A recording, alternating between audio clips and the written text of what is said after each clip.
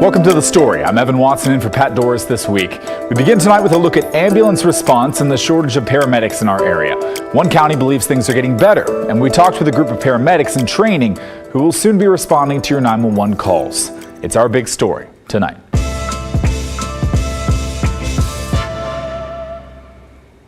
Clackamas County's contract with ambulance provider AMR was set to expire next week, but the county has now extended it for another year.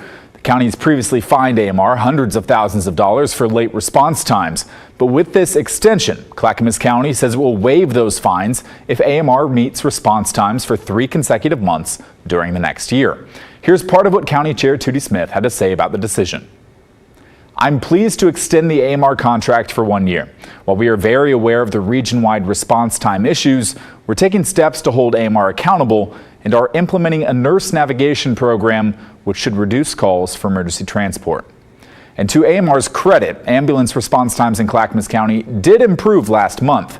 Per the contract, most ambulances are supposed to arrive within 8 minutes of a 911 call.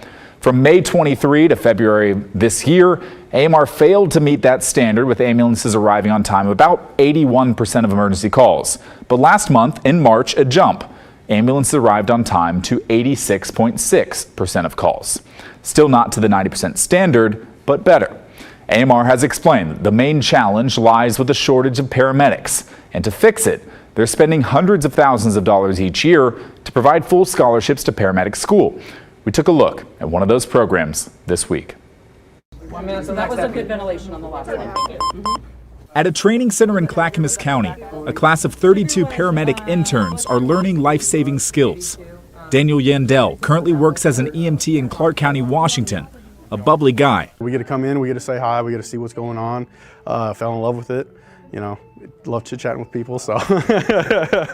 He wants to take the next step up and become a paramedic. And more confident in my knowledge, because one of the biggest questions I had as an EMT is the why. With most counties in desperate need of paramedics, ambulance provider AMR is giving full $20,000 scholarships to about 20 of these students, and partial sponsorships to most of the others. To accept a full scholarship, students need to sign on to a 2-year contract to work for AMR in a local county after graduation. I understand there's a paramedic shortage. I'm not too keen on the ins and outs of it, but I do know it definitely is an opportunity, and one that I'm grateful for the school for having. Like, you get to step into that role.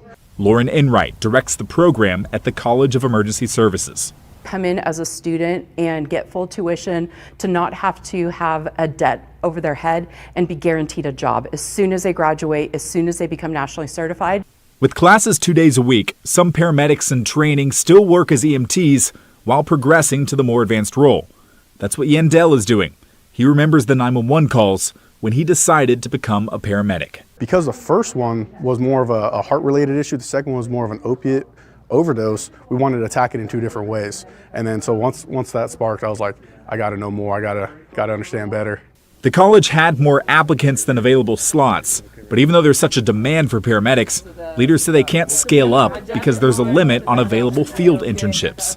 Another class will start in the fall after this one gets their licenses. To go from school and literally the next day apply in the field, it just adds that layer of confidence.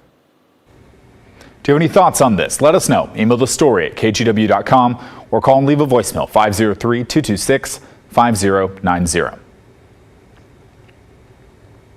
Now let's wrap up this week's Uncommitted series by sharing more of your feedback and answering some of your questions. We started on Monday talking with a man named Hunter Graham, along with his wife Teresa. Hunter Graham did everything he and his wife Teresa and that Hunter could to try and help their son Austin. But Oregon's high bar for involuntary care failed them. Austin did not qualify for forced treatment until he killed his own mother amid psychosis. Tuesday, we explored what happened over the last 5 years to essentially criminalize severe mental illness in Oregon. Basically, a crime needs to be committed before someone can be treated against their will. And civil commitments for involuntary care are nearly extinct, as the Oregon State Hospital is full of aid and assist patients facing criminal charges. Wednesday, we brought you a rare success story, but not here in Oregon. A Portland man got forced help in New York State after flying there amid psychosis after he was released from a Portland hospital overnight. His parents had tried to get him help in Oregon before that, to no avail. And then yesterday, a possible solution in Washington County when it comes to mental health evaluations for those accused of a crime. Some people wait months for those tests, but the Rapid Fitness to Proceed program, championed by the Washington County DA, appears to be showing early success in getting those tests done sooner and saving taxpayer dollars. We got so much feedback from you throughout the week, both in our email and voicemail inboxes and also on our YouTube videos, so thank you for that, sincerely. Our first segment on the Graham family surpassed 1,000 comments since Monday, showing all of the varied opinions out there, as well as just how many people this issue affects here at home and across the country. But one main theme through much of your feedback, real action and change are needed and fast.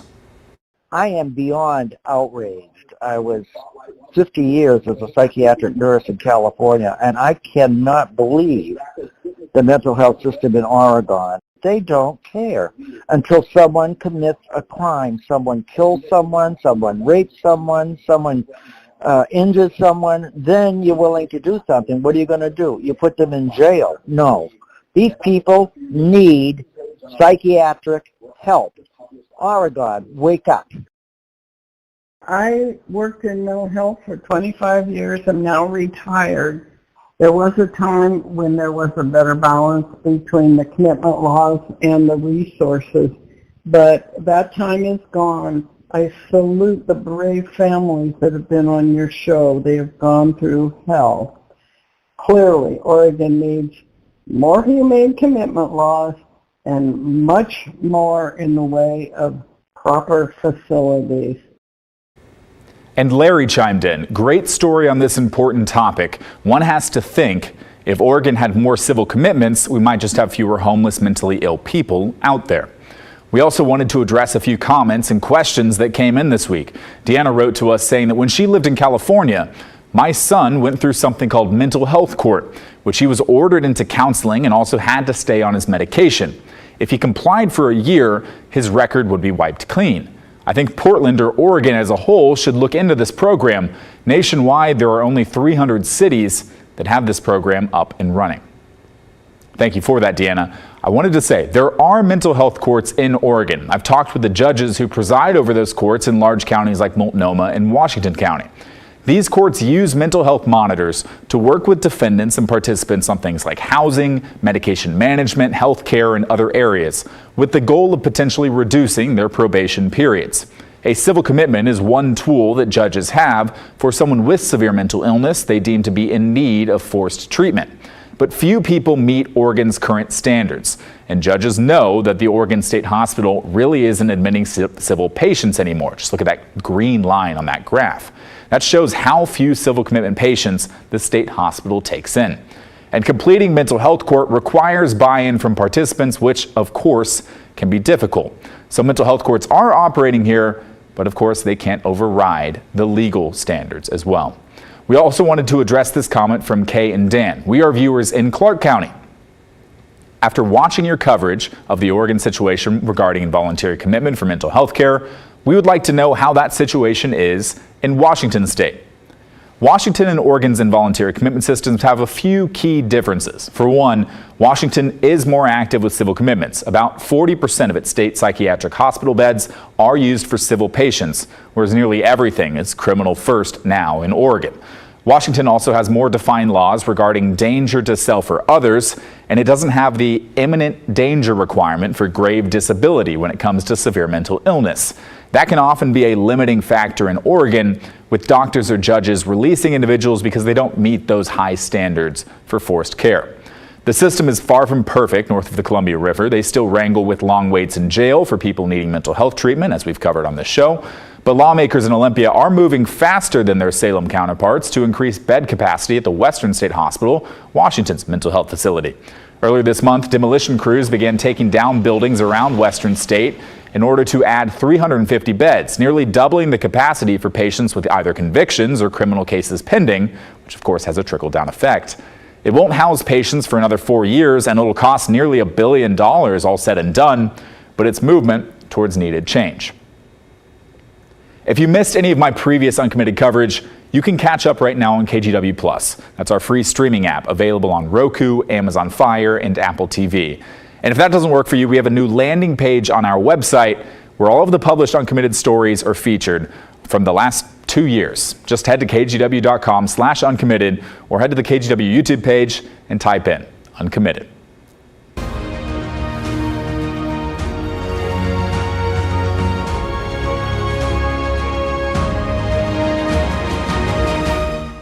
An animal once on the brink of extinction is coming back to the mountains of Washington. The federal government now plans to reintroduce grizzly bears into the North Cascades.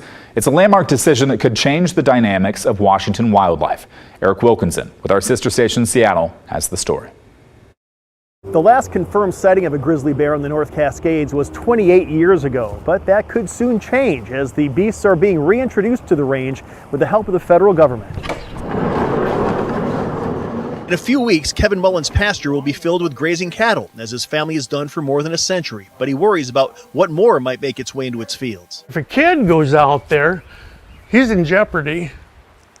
If that predator comes around the farm animals are in jeopardy. Grizzly bears will soon be among the creatures he'll have to contend with at his farm, as the federal government plans to reintroduce them to the surrounding environment. An ecosystem Mullen says is broken, possibly forcing the bears into this valley, as it's done with other predators. I can show you a picture of cougars on the porch, my neighbor's porch here. Cougars have killed a number of our dogs. Grizzly bears roamed the North Cascades for thousands of years until white settlers came in and decimated the population for their pelts. Now the only place you're likely to see them around here is in the city. Fern came to us from Montana. At Seattle's Woodland Park Zoo. But the National Park Service and U.S. Department of Fish and Wildlife are bringing the bears back.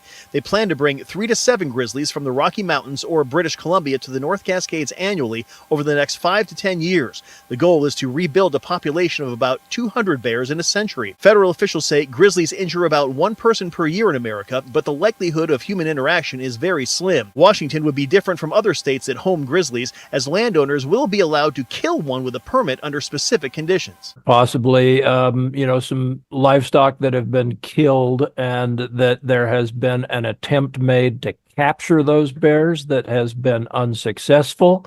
And if those kinds of conditions are met, and depending upon where this occurs on the landscape, that is an option. Right now, there's no timeline for when the grizzly reintroductions will start. When we come back, your trash might be treasure for the Habitat for Humanity's Restore. Even old kitchen appliances that don't work anymore. Their solution that's keeping metals out of the landfills when the story returns.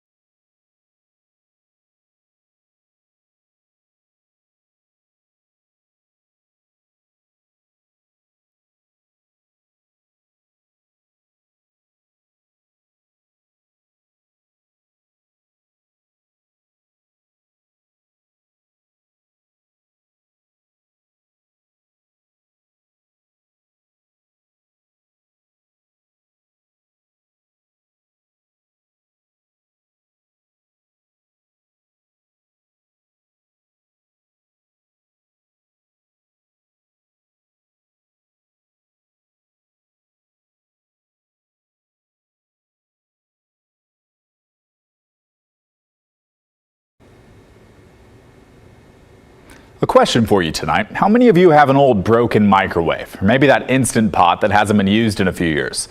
Think it's trash? Well, maybe not. The Habitat for Humanity Restore in Beaverton takes all kinds of old stuff. And while some of it gets sold, some of it gets salvaged for the valuable materials. As part of KGW's Solutions Project, we're looking for stories where people and organizations are finding new ways to solve old problems. And this story from environmental reporter Cale Williams fits the bill to a T.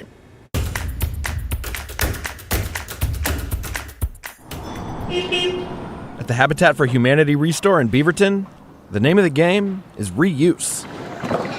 They take in gently used construction materials and appliances that still have some life left in them. But head to the metal recycling bench behind the scenes, and the name of the game is a little different. If you bring it to me, I am going to destroy it. So that's Dick Ide, a volunteer with the metal recycling program. That one is pressed on. I get to take stuff apart with no hope of ever putting it back together again. Joseph Druschel is the salvage and recycling manager at the Restore. I grew up as a tinkerer, and so I was taking apart computers in the basement and building computers and building sound systems and stuff, but I got into recycling when I moved to Oregon. Now, they don't see a ton of computers come through the recycling program, but there's no shortage of other stuff. You're going to see things like faucets, ceiling fans, lighting and tools, small appliances, microwaves, gas ranges. And while it might appear to be junk, there's value to be found if you're willing to look for it. You know, people assume that because it's broken, it's garbage. So we're here to kind of spread awareness that even your broken items can raise money for Restore.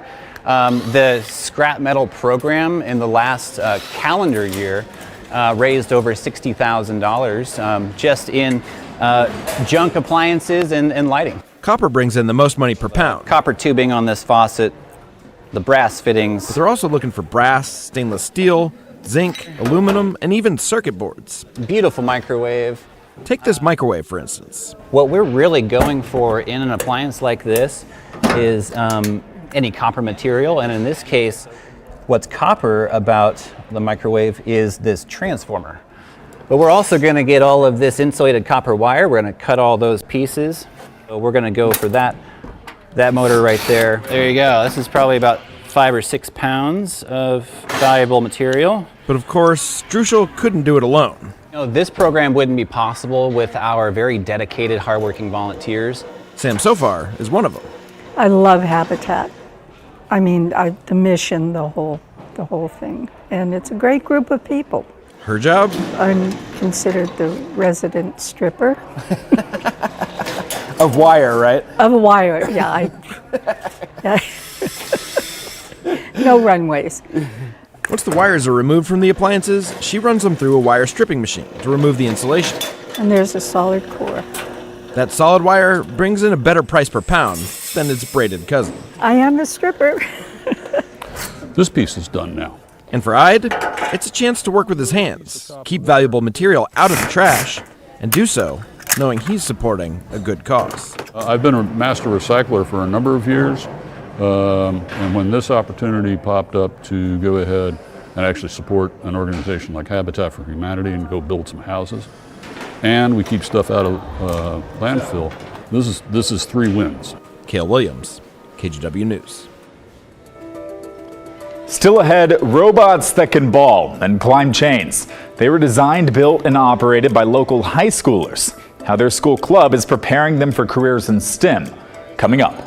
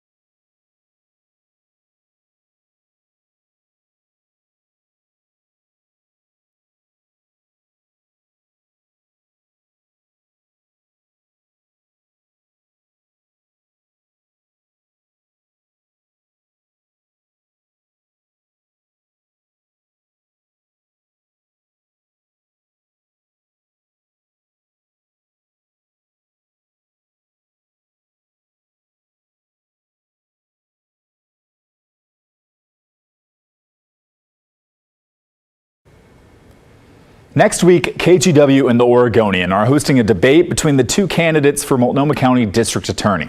We're giving you a chance to ask questions directly to candidates Mike Schmidt and Nathan Vasquez. Record a short video on your phone, then email it to debate@kgw.com. We also have instructions, of course, on kgw.com. Oregon is working on keeping its reputation as the Silicon Forest. Intel just invested billions into its Hillsboro plants. Elected leaders are working on getting federal money for a research and development center, and efforts are underway in local schools to get kids interested in STEM careers. One of those pathways is in robotics. Ashley Koch caught up with a team teaching kids how to build a robot from the ground up. Wilsonville High School's gym is packed with spectators. But it's not for a basketball game. It is a competition, and there is some shooting involved, but the contestants are robots built by high schoolers. This is a 3-on-3 match. You have like 15 seconds where the robot runs entirely on code, like no humans are allowed to operate it. Human drivers control the robot. You have to think on the spot. You don't have a minute to think. They try to get it to shoot hoops and score points. It's intense because everybody's robots are breaking, people are running around. And this 125-pound robot even has to climb a chain and hang there. Wilsonville's team spent months building theirs. I'm the overall lead or the CEO of the team. Junior Suhani Garg joined the team as a freshman. She's come a long way since then.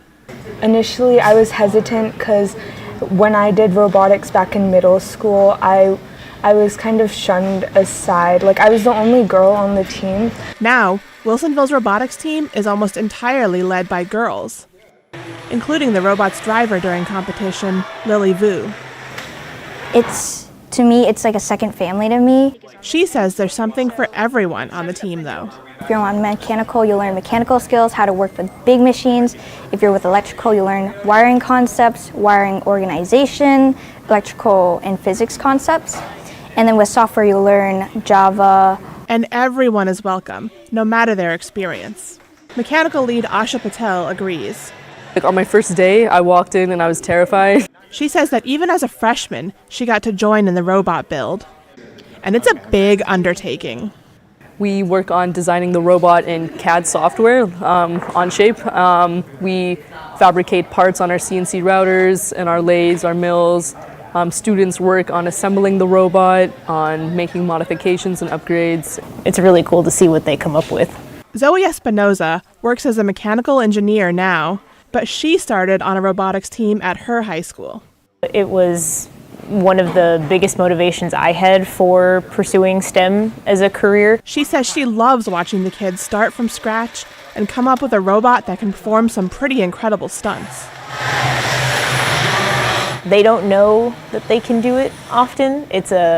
When the game is released and they know that they just have to build a robot. For some of the kids on the team, it's about getting more diversity in the STEM industries. Usually in engineering field, science field, it's male dominated. But here, this is a place where I feel like I can grow as an engineer, as a scientist. But it's much, much more than that. I got to meet people from all different corners of the earth, and I think that was so special to me. So we'll spend up to 12 hours on a Saturday in the shop working on the robot. This place I would not ever get tired of this place. Ashley Koch, KGW News. So great to see their enthusiasm. Just awesome. That's the end of our show. Thank you so much for watching. Timbers 360 is coming your way next. I hope you've enjoyed your time with me this week. Pat Doris is, of course, scheduled to be back with you next week. Have a great weekend, and we'll see you right back here Monday night at 6:30.